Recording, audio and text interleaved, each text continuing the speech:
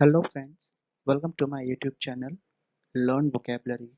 Please subscribe my channel and press the bell icon.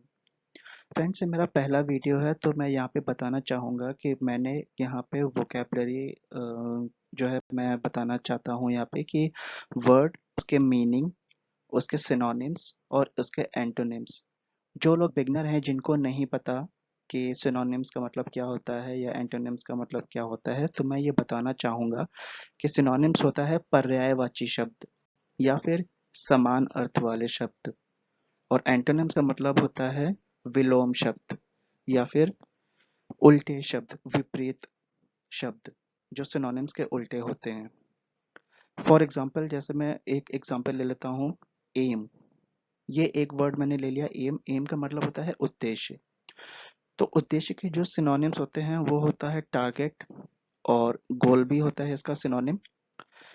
और यहीं अगर हम इसके एंटोनिम्स को देखें तो एंटोनिम्स हो गए इसके एमलेसनेस या फिर केयरलेसनेस। तो ये एक एग्जांपल मैंने दिया था कि ये बताने के लिए कि सिनोनिम्स क्या होते हैं और एंटोनिम्स क्या होते हैं। तो चलिए शुरू करते हैं बिना किसी देरी के। पहला वर्ड है ट्राइब। यहाँ पे मैंने इसका जो हिंदी प्रोनाउंसिएशन है वो भी मैंने ब्रैकेट में दिया है जो हिंदी में लिखा है मैंने। ट्राइब का मतलब होता है कबीला, कुटुंब, जनजाति या फिर वर्ग। यहाँ पे इसके सिनोनिम्स मैंने मेंशन किए हैं क्लैन, किन, किन ग्रुप या फिर फोक्स। यहाँ पे मैं इसके जो मतलब है हिंदी मीनिंग या फिर जो सिनोनिम्स हैं उसके बेसिस पे मैंने यहाँ पे एक पिक्चर एक इमेज मैंने पेस्ट की है। आप देख सकते हैं एक पिक्चर में जितने सारे लोग हैं एक कुटुंब की तरह हैं, एक वर्ग की तरह हैं। तो इसको हम एक तरह से ट्राइब भी बोलेंगे। जो वर्ड है ट्राइब उसका मतलब है ये। इसके एंटोनिम्स हो गए birth, origin, descent and extraction.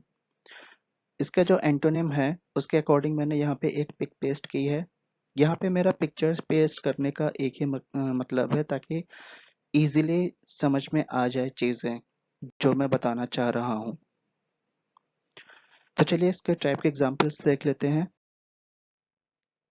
पहला एग्जांपल है अ ट्राइब ऑफ डॉक्टर्स, चिकित्सकों का एक कुटुंब। सेकंड एग्जांपल है yesterday I saw a tribe of elephants in the zoo. कल मैंने चिड़ियाघर में हाथियों की एक जाति देखी। माफ करिएगा यहाँ पे की होना चाहिए था। थर्ड एग्जाम्पल देखते हैं a tribe of teachers went to the picnic along with students 3 days back. 3 दिन पहले अध्यापकों का एक वर्ग छात्रों के साथ पिकनिक पे गया। यहाँ पे along with का मतलब है के साथ या के साथ साथ। जो लोग बिगनर्स हैं उनको मैं यहाँ पे बताता चलूंगा कि क्या मतलब होता है जो चीज़ थोड़ी सी भी टफ होती है या फिर जो नहीं समझ में आती है। तो यहाँ पे अलॉन्ग विथ का मतलब हो गया के साथ साथ। चलिए नेक्स्ट वर्ड देख लेते हैं। अगला वर्ड है कॉन्टेम्पलेट। कॉन्टेम्पलेट का मतलब होता है विचार करना, मनन करना, इच्छा रखना या इच्छा करना। इसके सिनोनिम्स हैं मेडिटेट, पॉन्डर, स्पेक्युलेट और एक्सकॉगिटेट। यहाँ पे भी मैंने इसका एक पिक्चर पेस्ट किया है। यहाँ पे आप देख सकते हैं। पिक्चर्स के थ्रू थोड़ा समझना आसान रहता है। एंटोनिम्स हो गए इसके इग्नोर, निग्लेक्ट, डिसरिगार्ड या डिस्कार्ड।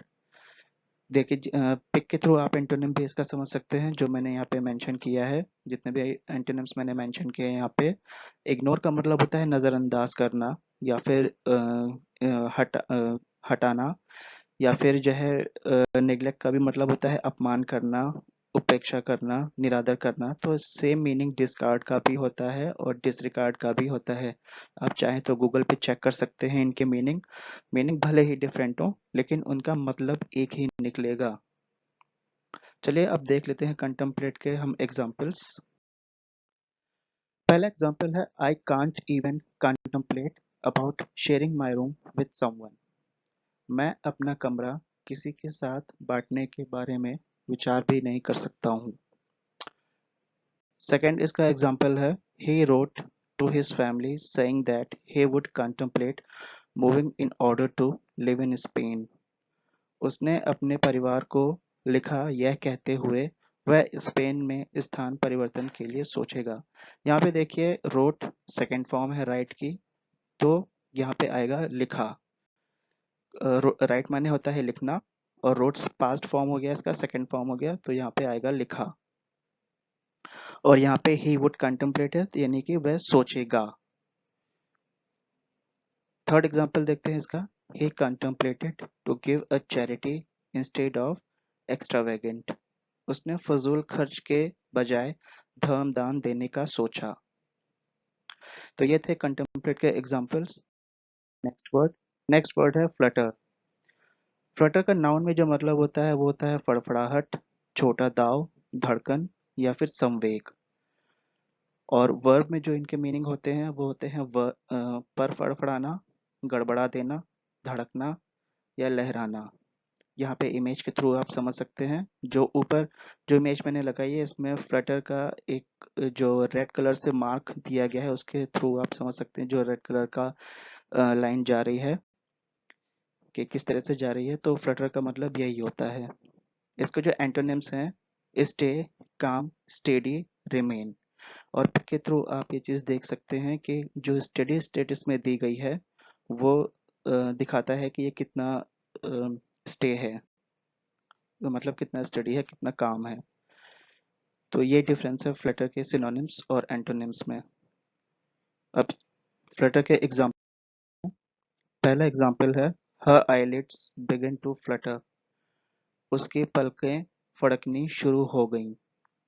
सेकंड एग्जाम्पल इसका her heart was starting to flutter. उसका दिल धड़कना शुरू कर रहा था। यहाँ पे वॉज स्टार्टिंग है, ये पास्ट कॉन्टिन्यूस टेंस है, तो यहाँ पे शुरू कर रहा था। थर्ड एग्जाम्पल है his kindness made her heart Flutter. उसकी दयालुता ने उसका दिल धड़का दिया। अब चलिए देख लेते हैं इडियम्स जो मैंने लास्ट में ऐड किए हैं तो मीनिंग्स के अलावा। The grass is always greener on the other side of the fence. इसका हिंदी मतलब होता है दूर के ढोल सुहावने होते हैं। और सेकंड इडियम है अ स्टोन्स थ्रो, मतलब कि थोड़ी थोड़ी दूर पर। तो इस वीडियो में इतना ही। नेक्स्ट वीडियो आएगा जल्दी। और बताइएगा मुझे कि आप सिर्फ एंटोनिम्स चाहते हैं या सिनोनिम्स चाहते हैं या ऐसे ही वीडियो चाहते हैं। Thank you.